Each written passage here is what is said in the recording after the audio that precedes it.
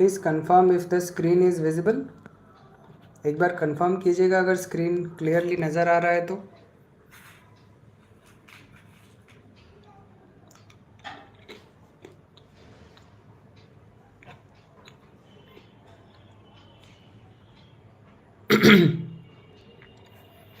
Good evening अंकित, confirm कीजिए एक बार screen अगर ठीक से नज़र आ रही है।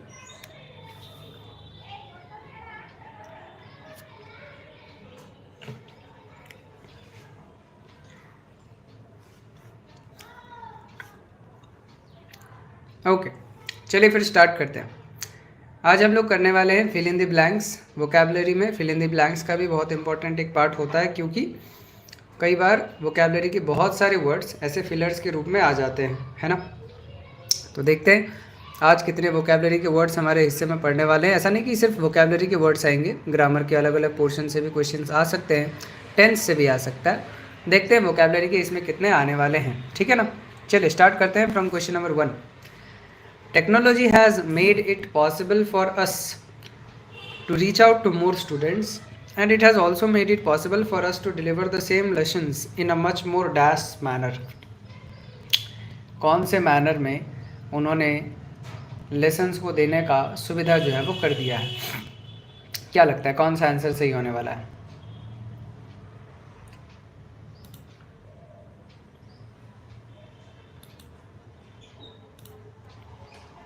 Question number 1, which option do you think is the correct answer?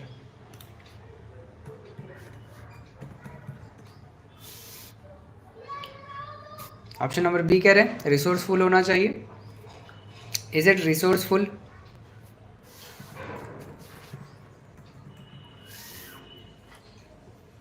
Resourceful होगा। कोई और आंसर? ओके, जसकेतन भी कह रहे हैं रिसोर्सफुल होना चाहिए। Both of you are actually correct, ये रिसोर्सफुल ही होना चाहिए, ठीक है ना। वो कह रहे हैं कि टेक्नोलॉजी के वजह से हम ज़्यादा से ज़्यादा बच्चों के पास पहुंच सकते हैं, जैसे कि अभी हम पहुंच रहे हैं टेक्नोलॉजी के वजह से ही। And it has become very resourceful, है ना। ये अब रिसोर्सफुल हो चुका है, बहुत ज़्यादा लोगों के पास हम पहुंच सकते हैं, रिसोर्सफुल मैनर में दे सकते हैं, यानी कि कम समय में कम चीज़ों के साथ या कम सुविधाओं के साथ ज़्यादा चीज़ें बच्चों के पास अब पहुँचाई जा सकती हैं। मुझे बताइए लंबरिंग का मतलब क्या होता है? What is the meaning of lumbering? अब एक ही वर्ड है, एक ही इसमें 4 अलग अलग वर्ड है, तो हमें उसका मीनिंग भी पता होना चाहिए। What is the meaning of lumbering, या लंबर का मतलब बताइए।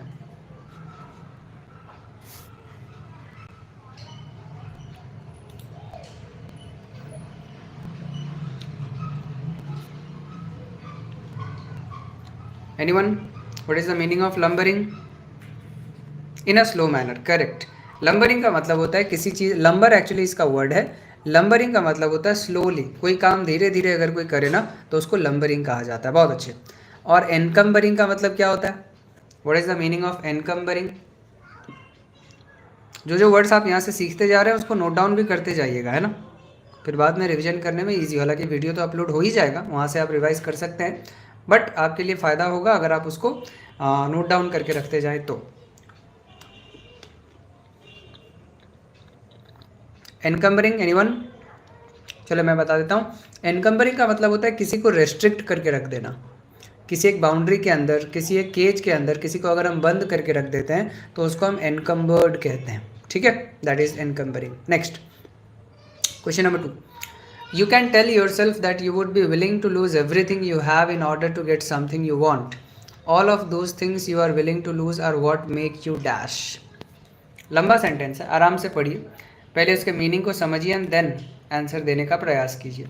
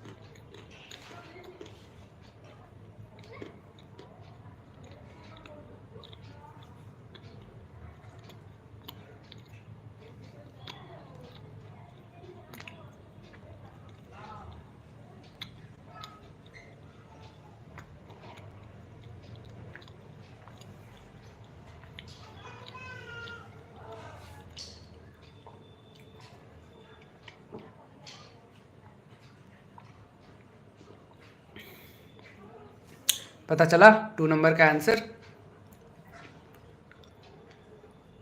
या फिर सवाल ने कंफ्यूज कर दिया आपको?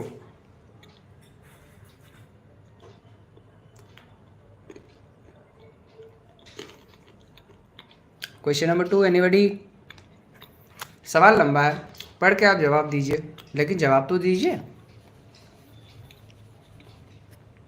क्या ये रिकॉग्नाइजेबल होना चाहिए, अनफॉर्चुनेटली होना चाहिए, पेसिमिस्ट होना चाहिए, डिस्ट्रैक्ट होना चाहिए?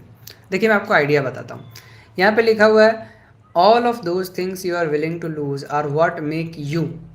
व्हाट मेक यू, यू के बारे में बता रहा है, ठीक है ना। यू के बारे में कोई भी अगर एक चीज़ आ रहा होगा, ऑब्वियस सी बात है वो एडजेक्टिव होना चाहिए, है ना। व्हाट मेक यू, तुम्हें कुछ बनाता है, नाउन या प्रोनाउन के बारे में बताने वाला वर्ड डेफिनेटली एक एडजेक्टिव होना चाहिए। अब इनमें से कौन कौन से ऐसे वर्ड्स हैं जो एडजेक्टिव नहीं है, पहले तो उनको आप एलिमिनेट कर दीजिए। एलिमिनेट करने के बाद जो ऑप्शन बचता है वही आपका आंसर है। लगाइए फिर आइडिया।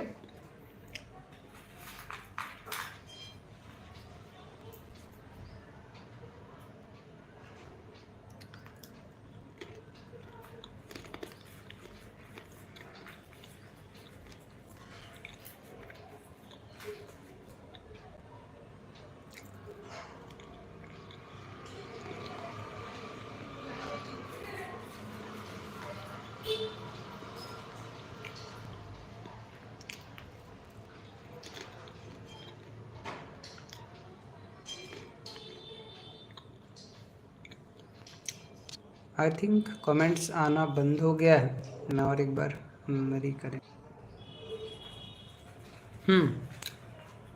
नेटवर्क के इशू की वजह से आई थिंक कमेंट्स आप लोगों के नहीं आ रहे थे। आई थिंक फिर से कनेक्शन आ चुका है। जी गुड इवनिंग लिप्सा जी, मुझे बताइए मेरी आवाज़ क्लियरली आ रही है क्या?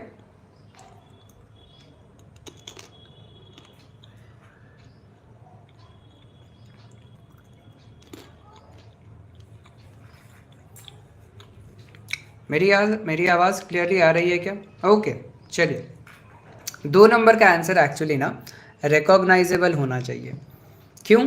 क्योंकि अनफॉर्चुनेटली ये एक एडवर्ब है, पेसिमिस्ट एक नाउन हो जाता है, डिस्ट्रैक्ट एक वर्ब है। सो एक ही वर्ड बचता है दैट इज़ रिकॉग्नाइजेबल, जो कि यहाँ पर एडजेक्टिव की तरह यूज़ किया जा सकता है। तो जब भी आप इन तरीके के सवालों में फंस जाएं, ध्यान रखिए कि कौन सा पार्ट ऑफ स्पीच है जो यहाँ पर एग्जैक्टली लगना चाहिए था, ठीक है ना। उस तरीके से भी आप आंसर मार्क कर सकते हैं अगर आप वर्ड्स में कंफ्यूज हो जाते हैं तो, ठीक है। अच्छा टेक्निक है, इसको याद रखिएगा। Next we have question number 3। I am busy today, I would rather we dash the meeting tomorrow.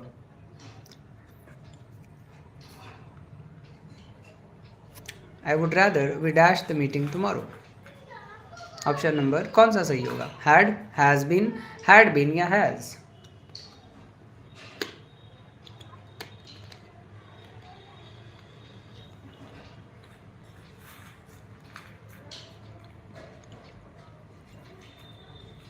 यहाँ पे ग्रामर का एक बहुत अच्छा रूल जो है ना वो लगने वाला है क्वेश्चन नंबर 3 में। अगर आपको याद हो तो मुझे बताइए। जिन लोगों ने मुझसे पढ़ा हुआ है, मैंने क्लास में ऑलरेडी पढ़ाया हुआ है। मोडल वर्ब्स जब मैं पढ़ा रहा था उस समय मैंने ये पढ़ाया हुआ है।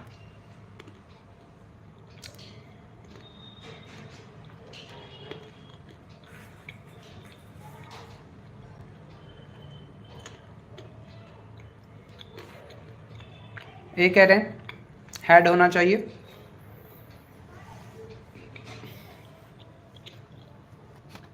आई थिंक बाकी अभी कोई अवेलेबल नहीं है और आपका आंसर एक्चुअली सही है, हैड होना चाहिए। और इसका मैं और एक बार रूल बता देता हूँ, जो लोग वीडियो बाद में देखेंगे रिकॉर्डेड वाला उनको मदद मिलेगी। जब भी सेंटेंस में हैड रैदर या वुड रैदर का इस्तेमाल किया जाता हो और 2 अलग अलग सब्जेक्ट्स की बात करी जाती हो, तो वहाँ पे हम हमेशा हैड का ही इस्तेमाल करते हैं। ये रूल है कि जब भी सेंटेंस में हैड रैदर या वुड रैदर का इस्तेमाल किया गया हो और 2 अलग अलग सब्जेक्ट्स की बात करी जा रही हो, तो वहाँ पर वर्ब हमेशा हैड का ही इस्तेमाल होता है। अच्छा रूल है, ये नोट करके रखिएगा। Next we have question number 4। Again एक लंबा सा क्वेश्चन है, आराम से पढ़िए और उसके बाद आंसर दीजिएगा। The difference between a male and a female still dash in our society. In this era where women have such great achievements in every field, still in some sections of our community, a man is always termed as superior to women. कौन सा option सही बैठ रहा है question number 4 के लिए?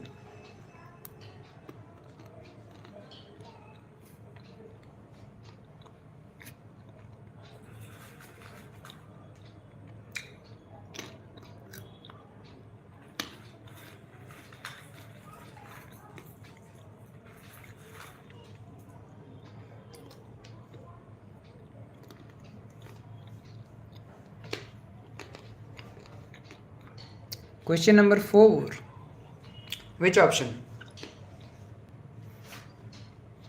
D, persist होना चाहिए. Correct answer D is the correct answer, persist. The difference between mail and a female still persist, यानी कि अभी भी है, स्टिल अभी भी है. वेरी गुड, बहुत अच्छा. Next question number 5. Their plan of acquisition was dash flawed from the very beginning, it was bound to fail. It was bound to fail.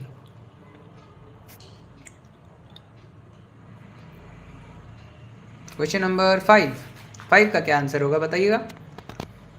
There plan of acquisition was dash flawed from the very beginning. शुरू से ही, flaw का मतलब होता है खराब होना, बेकार होना, या जिस चीज़ में फ्लॉज हो, कमज़ोरी हो, कमियां हो. It was bound to fail.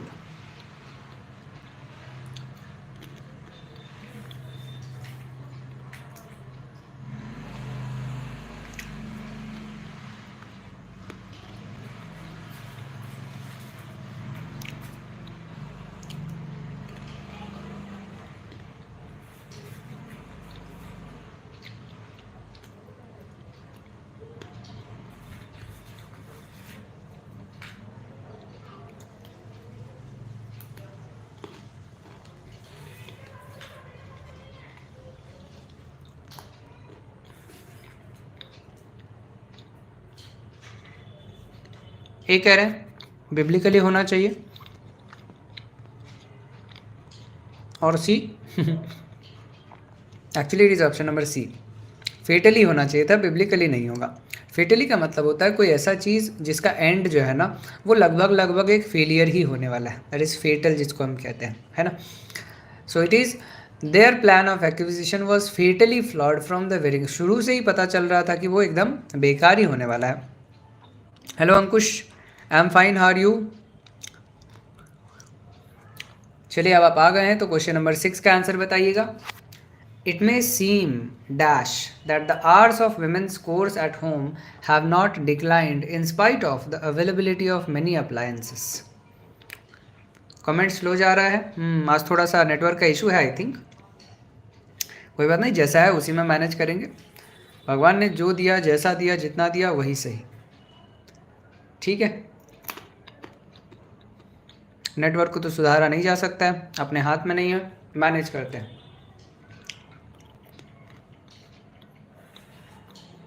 It may seem dash the hours of women's course at home have not declined in spite of the availability of many appliances.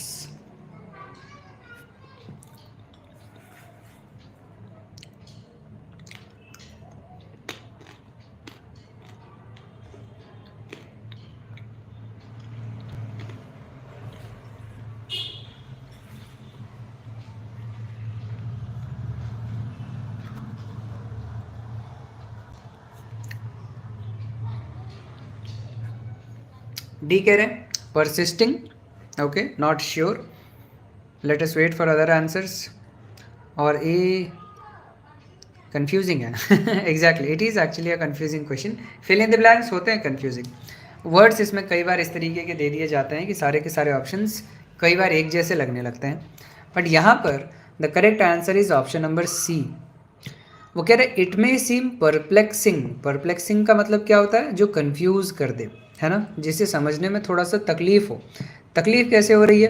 वो कह रही है कि, वो कह रहा है it may seem perplexing that the hours of women's course at home have not declined. इतने सारे अप्लायंसेस के आ जाने के बाद भी औरतों के जो घर में काम करने का समय होता है वो नहीं घटा है. And this is perplexing. ये तो आश्चर्यचकित करने वाला है. कि अप्लाइंसेस आने के बाद नॉर्मली टाइम कम होना चाहिए था, लेकिन अभी भी उतना ही समय लगता है. सो इट इज़ परप्लेक्सिंग, आश्चर्यचकित कर देने वाला. Okay, it is option number C actually. Next we have question number 7. The 7 dash for accreditation were presented in a seminar organized by the university. अब इस सवाल में समस्या ये है कि सवाल यहाँ दिया हुआ है और ऑप्शंस कहीं और दिए हुए हैं. मैं ट्राई करता हूँ कि एक ही पेज में किस तरीके से वो दोनों नज़र आ सकें. Let me C if it is possible in any वे. चलिए कोई बात नहीं, आप एक बारी क्वेश्चन पढ़ लीजिए एंड आई होप आंसर्स आपके लिए इजी हो जाएगा, बिकॉज चारों के चारों ऑप्शन एक जैसे ही हैं. क्वेश्चन क्या है ना, the 7 dash for accreditation were presented in a seminar organised by the university. Okay, 7 अलग अलग क्या चीज़ें थी जिन्हें एक्रीडिटेशन के लिए प्रेजेंट किया गया था यूनिवर्सिटी में एक सेमिनार में. ठीक है, क्लियर. चलिए आई होप. अच्छा, ऑप्शंस आप लोगों ने देख लिया? ऑप्शंस आप लोगों ने देख लिया क्या? ऑप्शंस तो मैंने शो ही नहीं करे अभी तक शायद. ये रहे ऑप्शंस. ओ हाँ, ये रहे आपके पास ऑप्शंस. 4 ऑप्शंस ये रहे. Is it criteria, criterias, criterions या क्राइटेरियन?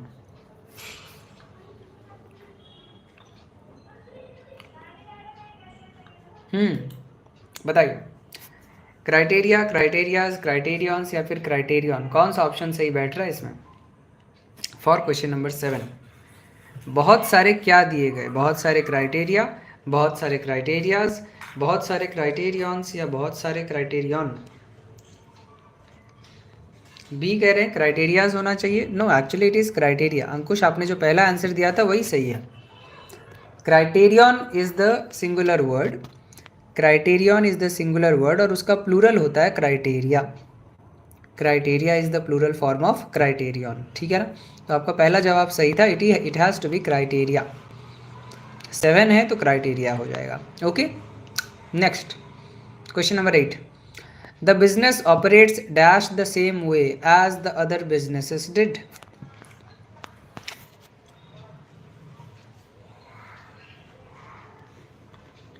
यस, ए ही होगा आंसर उसका.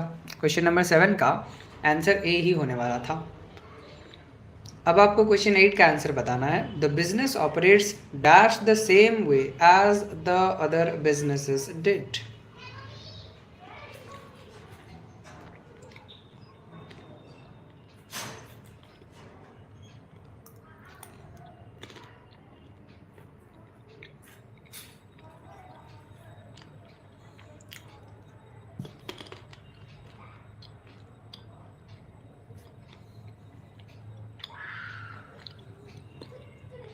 डी कह रहे हैं हैड होगा.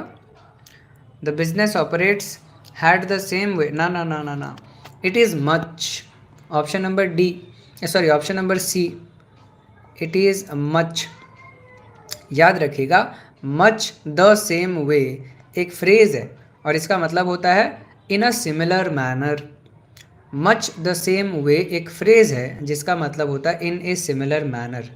ठीक है ना, ये बाकायदा नोट करके रखिए, क्या पता अगली बार एग्ज़ाम में यही आ जाए. और ये तो स्टेनोग्राफर का सवाल है, सीजीएल में तो फिर इससे ऊपर ऊपर के आने वाले हैं. ठीक है, I am very poor at this. No problem Ankush, आप प्रैक्टिस करते रहिए, इसके ऊपर भी आपकी मास्टरी जो है ना वो हो जाएगी. Next we have question number 9.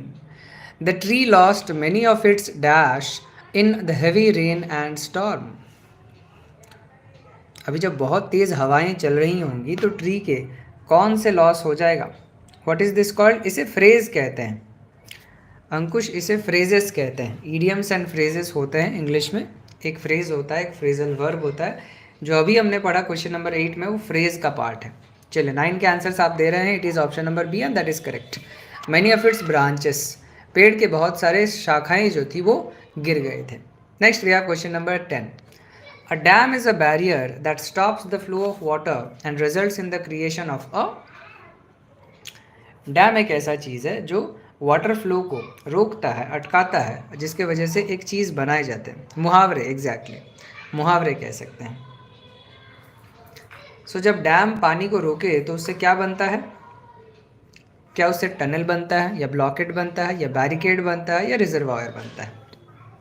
Yes, it is option number D, that is reservoir.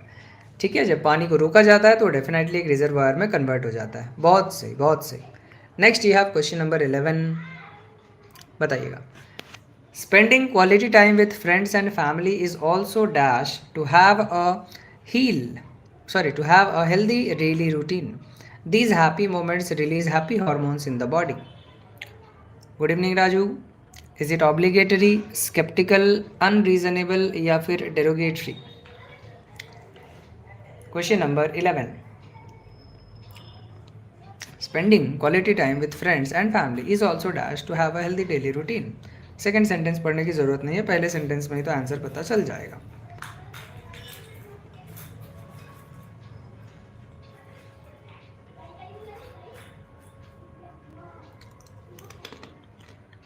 ए हो सकता है ऑब्लिगेटरी।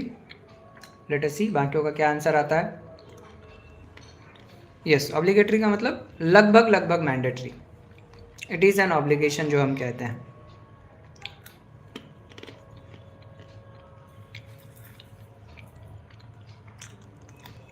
चलिए बाकी लोगों भी ये कह रहे हैं answer, and that is correct answer actually. Spending quality time with friends and family is also obligatory to have a healthy daily routine. वो ज़रूरत है, आपको थोड़ा बहुत समय उन्हें भी देना चाहिए। चलिए नेक्स्ट आते हैं to question number 12, and here is the question. अब इजी क्वेश्चंस आने वाले हैं तो आपको ज़्यादा समस्या नहीं होगी। Dash I am going to walk my dog. Dash I am going to walk my dog. Question number 12।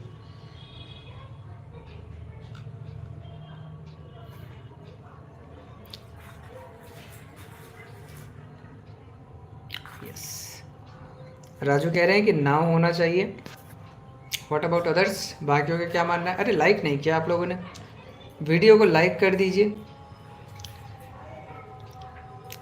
This is not easy. ये इजी नहीं है, अरे ये तो इजी है। नाउ चलिए, now is the correct answer. Now I am going to walk my dog. Correct correct correct correct. Question number 13। I was in dash state of unconsciousness। इसमें भी हम फंसने वाले हैं क्योंकि दूसरा पार्ट जो है वो दूसरी तरफ है। कोई नहीं, ये वाला देख लीजिए। I was in dash state of unconsciousness। I was dash in state of unconsciousness for about half dash hour। ठीक है, मैं पढ़ दे रहा हूँ आप लोगों के लिए। क्वेश्चन है I was in dash state of unconsciousness for about half dash hour। A an होगा, नो आर्टिकल फिर एन होगा, द ए होगा या फिर ए एंड नो आर्टिकल होगा। I was in dash state of unconsciousness. पहले वाले पार्ट के लिए बताइए, उसके बाद दूसरे पार्ट के लिए सोचेगा। आई was in dash state of unconsciousness, क्या होना चाहिए? लिप्सा कह रहे हैं ए होना चाहिए, that is I was in a state of unconsciousness for about half an our. Okay, Raju कह रहे हैं बी होगा, I was in state of unconsciousness for about half an our. Okay, anyone else? कोई और हैं महारथी जो इस पर्टिकुलर सवाल पर अपनी टिप्पणी देना चाहें? Yes, it is a, it is option number A. Raju, option number ए सही होगा। इन ए स्टेट ऑफ अनकॉन्शियसनेस।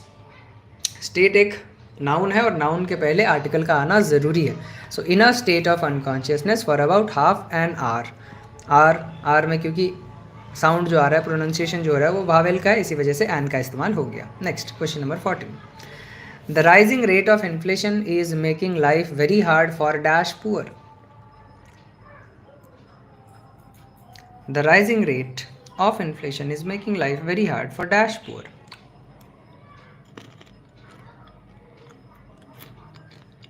सी होना चाहिए। इज इट ऑप्शन सी?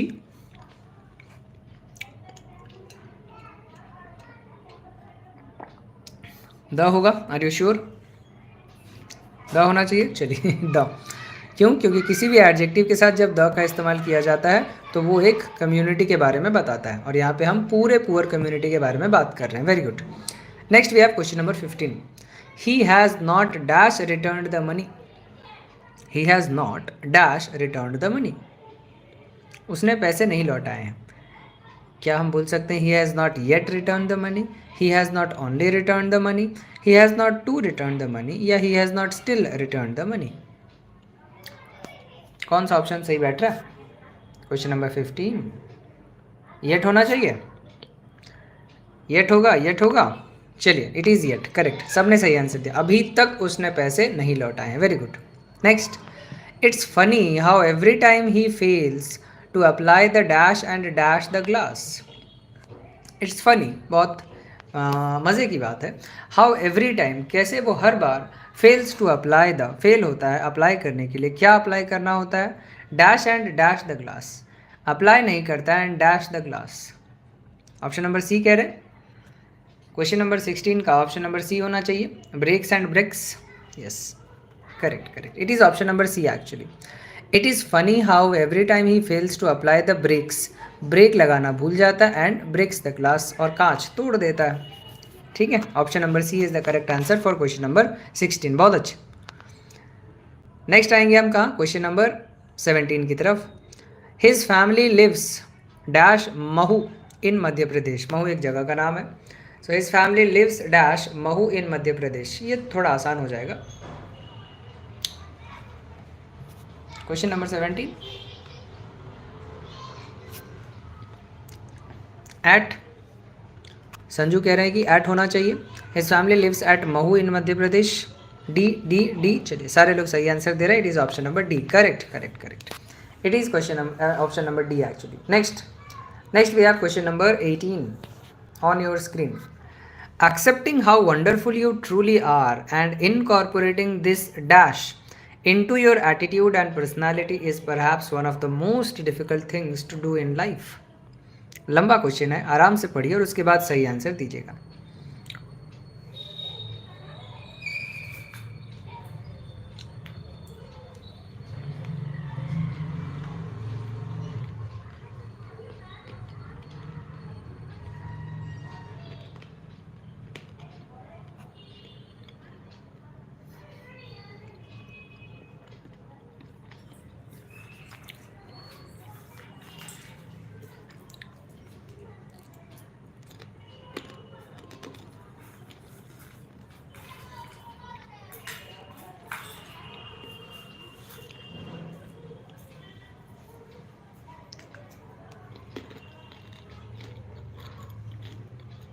ए होगा, इनसाइट कह रहे हैं, इनसाइट होना चाहिए क्या?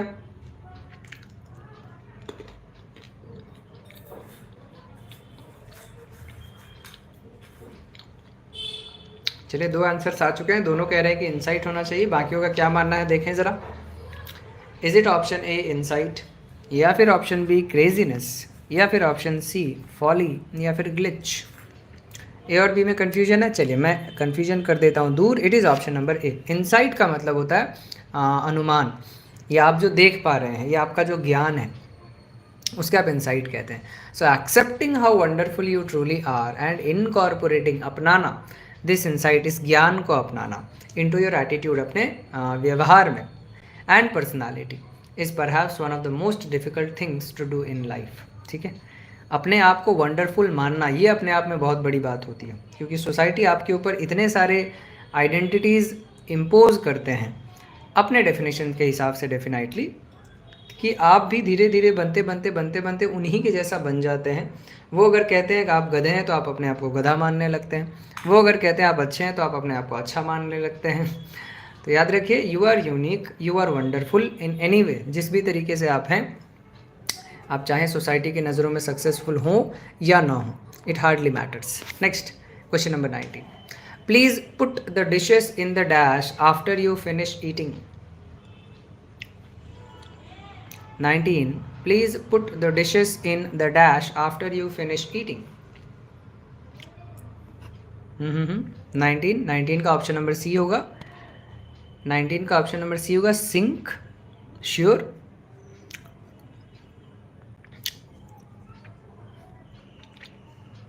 देखते हैं बाकियों का क्या आंसर है ना। 19 का सी, sink. Okay,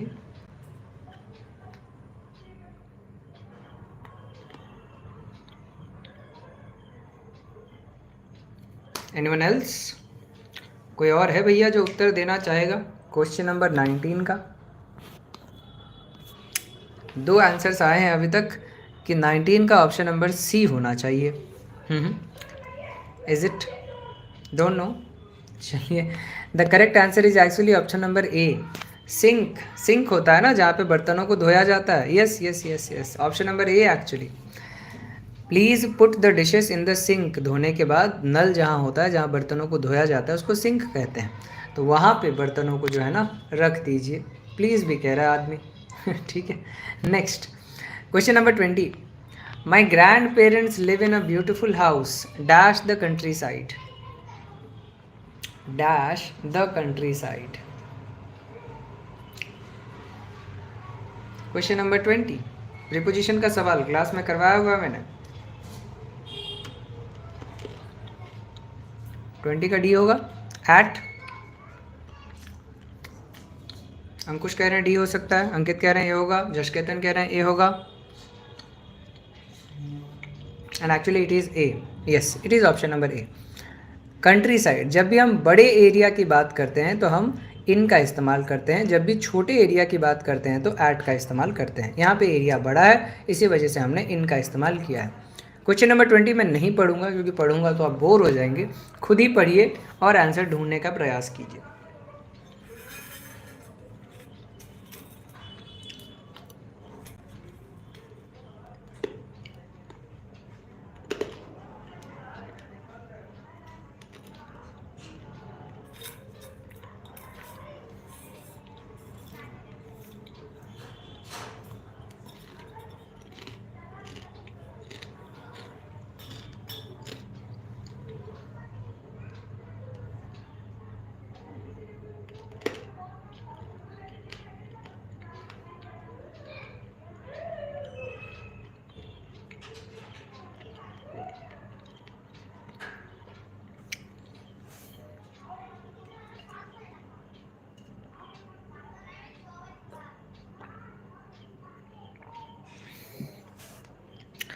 twenty 21, I hope अब तक आप लोगों ने पढ़ लिया होगा। डी आंसर्स आने लगे हैं, डी हो सकता है क्या? 2 आंसर्स डी आए हैं, 1 आंसर ए आया है। चलिए, सारे लोग डी कह रहे हैं and D is the correct answer. ठीक है, मैं नहीं पढ़ने जा रहा हूँ, ये ईजी है, बस पढ़ने भर का देरी था। Next we have question number 22। My car dash on the way to college yesterday.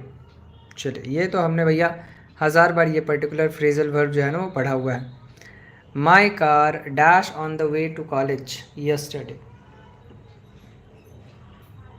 22। चलिए, यस, जिन जिन लोगों ने पढ़ा हुआ है मुझसे उन सब ने सही आंसर दिया हुआ है। It is option number C, broke down. Broke down, yes, perfect perfect perfect, it is broke down. बहुत अच्छा। Next, the manager swiftly overtook him dash effortlessly past the skinny English man with a practised ease. क्या बात है। Question number 23। The manager swiftly overtook him dash effortlessly past the skinny Englishman with a practiced ease.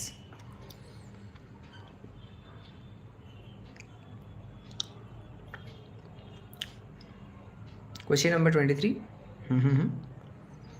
22 का answer सबने सही दिया। अंकुश, लिप्सा, राजू, अंकित, जसकेतन, yes, all of you have given the correct answer for question number 22. Now it is question number 23. The manager swiftly overtook him dash effortlessly past the skinny Englishman with a practiced ease. जब भी confusion हो ना, जब भी confusion हो तो ध्यान रखिए एफर्टलेसली एक एडवर्ब है और एडवर्ब का इस्तेमाल हमेशा वर्ब के लिए किया जाता है। आप इस एडवर्ब को हटा दीजिए, हटाने के बाद देखिए कि कौन सा वर्ब जो है वो सही यहाँ पर बैठता है। ठीक है, टेक्निक दे रहा हूँ मैं आपको। जब भी इन तरीक़ों के सवाल में फंसे तो एडवर्ब हटाइए, क्योंकि चारों ऑप्शन एक वर्ब ही है। एडवर्ब हटाने के बाद चेक कीजिए कौन सा वर्ब सही बैठता है। आई थिंक आपको आंसर मिल जाएगा। The manager swiftly overtook him dash past the skinny English man with a practised ease. चारों ऑप्शन बैठा कर देखिए कौन सा सही लग रहा है।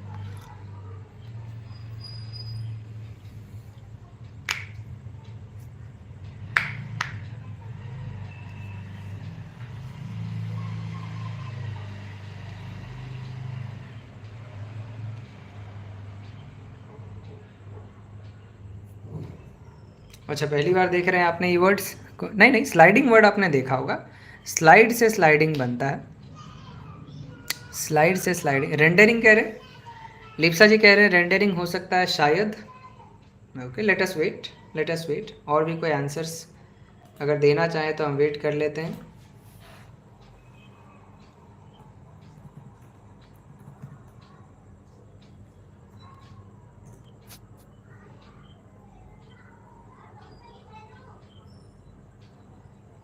ऑप्शन नंबर सी कह रहे हैं स्लाइडिंग हो सकता है। सी।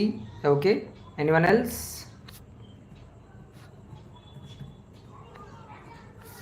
और कोई, और कोई? सी, चलिए, it is option number C actually. कह रहा है the manager swiftly overtook him, धीरे से उसने उसको ओवरटेक किया, and sliding past the skinny English man with a practised ease, slide past, उसके एकदम बगल से गुजर जाना, ठीक है, स्लाइड पास्ट करना।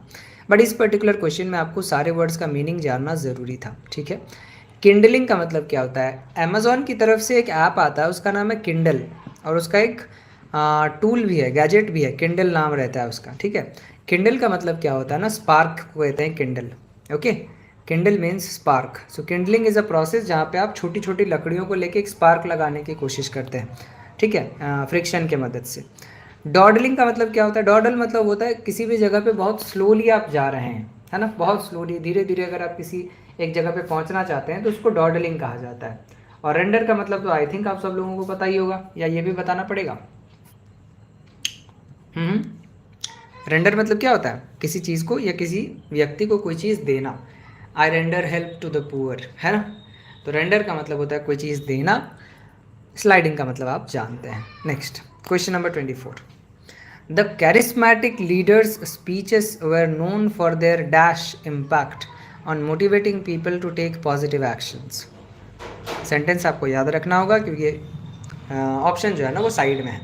The charismatic leaders speeches were known for their dash impact on motivating people to take positive actions. देखिए, इम्पैक्ट एक नाउन है, तो ऑब्वियस सी बात है यहाँ पे जो भी वर्ड आएगा वो एक एडजेक्टिव ही होना चाहिए। तो मैं आपको ऑप्शंस देता हूँ 4, और आप गेस कीजिए कि इन चारों में से भैया एडजेक्टिव कौन सा है। Is it frugal, is it profound, is it डोलड्रम्स, या फिर इट इज इम्पेनिटेंस? बताइए। बी कह रहे हैं प्रोफाउंड होना चाहिए, प्रोफाउंड होगा क्या? सारे लोग बी कह रहे हैं। Okay, all of you are giving the correct answer, it is option number B. मैं जानना चाहता हूं, मुझे बताइए इम्पेनिटेंस का मतलब क्या होता है? What is the meaning of impenitence? Have you heard of the word impenitence? Profound means गहरा, एग्जैक्टली वो कह रहा है ना, इम्पैक्ट। कैरिस्मेटिक स्पीकर है भैया वो, कैरिस्मेटिक स्पीकर जिसके स्पीच में बहुत ज़्यादा प्रभाव पड़ता है लोगों का, है ना, बहुत ज़्यादा असर पड़ता है, एग्जैक्टली प्रोफाउंड। देख, इम्पेनिटेंस का मतलब क्या होता है ना, एक ऐसा एटीट्यूड जहाँ पर आप गलती करते हैं लेकिन आपको उसका पछतावा नहीं होता है, दैट स्टेट इज कॉल्ड इम्पेनिटेंस, ठीक है। जहाँ पर आपको अपनी ही गलती का कोई पछतावा ना हो, कोई गिल्ट ना हो, कोई दुख ना हो, उसे इम्पेनिटेंस कहा जाता है। डोलड्रम्स तो आपको पता होगा, अ स्टेट ऑफ डिप्रेशन, उसको डोलड्रम्स कहा जाता है। Okay, next question number 25। The rising interest in and concern about animal welfare resulted in legislative laws and the formation of the animal dash committee in many nations. Question number 25.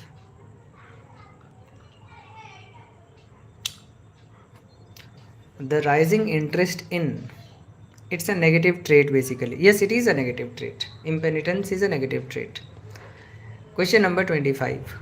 B होगा ethics, the formation of the animal ethics committee in many Nations. हाँ, ये तो थोड़ा सा मैं कहूँगा क्या बोलते हैं, जीके वाला पार्ट हो गया, थोड़ा सा जीके वाला पार्ट।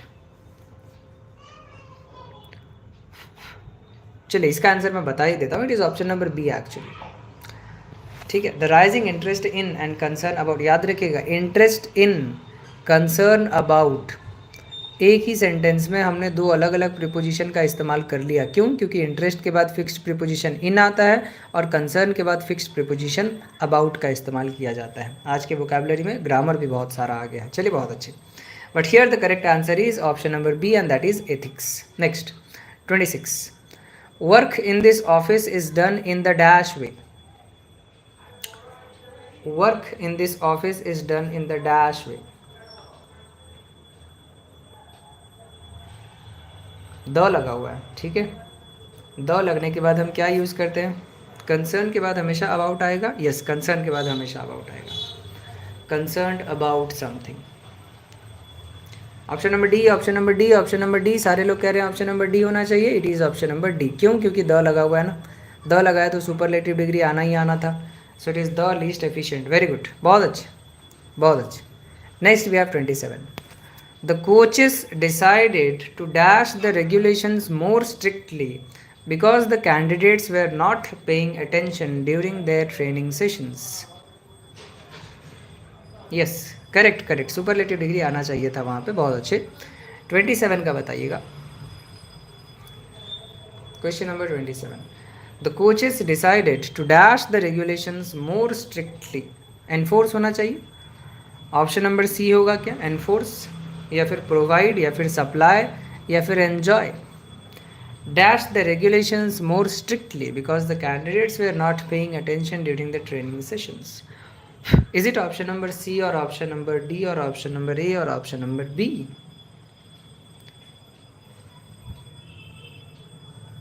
चलिए, सारे लोग कह रहे हैं सी होना चाहिए and yes, it is option number C. Enforce, regulations है ना, नियम और कानून को एनफोर्स ही किया जा सकता है, लागू किया जा सकता है। लागू करने को एनफोर्स करना कहते हैं। ओके, बहुत अच्छे। Next we have question number 28. There was no one left in the world whom they could call dash. दुनिया में कोई भी ऐसा इंसान नहीं बचा था जिन्हें वो अपना कह सके। तो वो जो अपना अंग्रेजी में कहते हैं उसको कैसे कहते हैं? ये सारे के सारे होमोफोन्स हैं, यानी सुनाई एक जैसे देते हैं लेकिन मीनिंग सबका अलग अलग है। नेक्स्ट वाले का डी होगा। अच्छा ठीक है, 28 का आंसर आपने शायद बता दिया था। Option D, option D, option D. चलिए, सारे लोग ऑप्शन डी कह रहे हैं and you are absolutely correct. It is option number D. Very good. Second last question of the day for the day. I begin to pronounce the sequence of words and numbers that will prevent her from giving him a piece of her dash.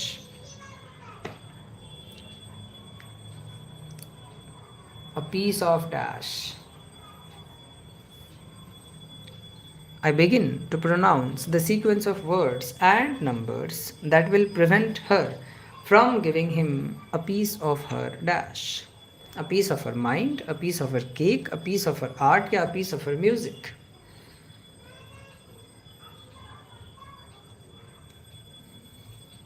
Option number A, a piece of mind. To give someone a piece of mind, ये भी एक idiom है, एक मुहावरा है, हमने पढ़ा हुआ है। If you remember, to give someone a piece of mind का मतलब होता है किसी के ऊपर गुस्सा करना, चिल्लाना, ठीक है ना, एंगर शो करना। So it is option number A. वो कह रहा है I begin to pronounce the sequence of words and numbers that will prevent her from giving him a piece of her dash. ठीक है, वो सारी चीज़ों को क्लियरली करना चाहता है ताकि उसको गुस्सा ना आए। ठीक है, बहुत अच्छे। Towards the last question. Due to dash eve teasing, parents conclude that it is not worth the danger of sending their daughters to school. Due to dash eve teasing. Eve teasing एक noun है, आपको लगाना है adjective. कौन सा word इसमें से adjective की तरह यूज़ किया जा सकता है? रेक्टिफाइड एक वर्ब है, नैरो एक नाउन है, लोकलाइज्ड एक वर्ब है एंड वाइड स्प्रेड एक एडजेक्टिव है। तो घुमा फिरा के बात खत्म हो जाती है कि it is option number D. Yes, correct. All of you are giving the correct answer. It is option number D. बहुत अच्छे। तो आज के जो सवाल थे काफ़ी अच्छे थे, मिक्स वाले क्वेश्चंस थे। CGL के सवाल थे, MTS के सवाल थे, स्टेनोग्राफर के भी बहुत सारे क्वेश्चंस थे। सो आई होप आज का सेशन आप लोगों ने एंजॉय करा होगा। कल फिर से मिलेंगे इसी समय इसी जगह पर और भी बहुत सारे क्वेश्चंस के साथ एंड आई होप आप रेगुलरली ज्वाइन करें। और हमारा जो टारगेट है 2000 से 3000 प्रीवियस ईयर क्वेश्चंस अपने चैनल पर अपलोड करने का, लगभग हम उसके 1/4 से थोड़ा ऊपर आ चुके हैं। ठीक है, चलिए गुड नाइट एवरीबॉडी, कल मिलते हैं इसी समय पे। Bye bye.